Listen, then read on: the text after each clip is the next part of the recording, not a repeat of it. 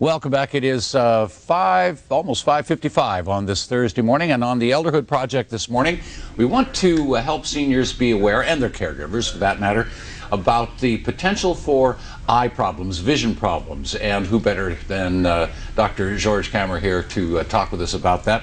Ophthalmologist and musician too. We've been trading music stories, but this morning you're in the role of doctor.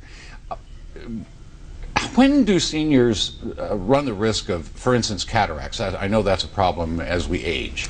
Yes. Firstly, a cataract, in case the viewers don't know, is a clouding of the normally clear lens of the eye. So I happen to bring a eye model here, and if you were to open this up, you will see that inside the eye, we're born with a clear lens.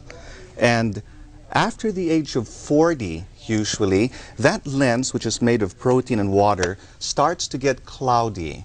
No matter what? No matter what. It's a normal part of the aging process. So having a cataract doesn't necessarily mean one has to have surgery, for example. But we must be aware that they do develop and they can cause loss of vision. But the good news is there's surgery that can help that. Yes.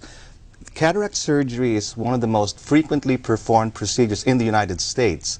Over 1.6 million cataract surgeries are performed per year, and in 95% of cases it restores vision wonderfully. When you put in a lens, is it made in a laboratory? Is it where does the lens, the new lens, come from? The lens is a synthetic lens made of usually of a type of plastic that is bio-inert.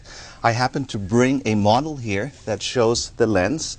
It's a foldable lens placed into a very tiny incision into the eye, and it restores vision dramatically. How long is the recovery period after something like that?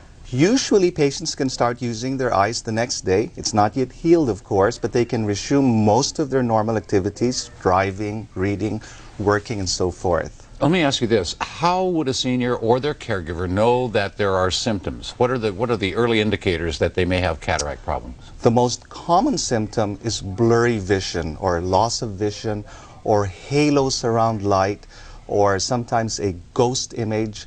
Those are the usual symptoms of an early cataract. And I think we have one on the screen over there showing how cloudy the lens has become from being normally very clear. Now, you can see that as an ophthalmologist. Can someone see that just looking at the person? Not unless, Kirk, the cataract has become very ripe.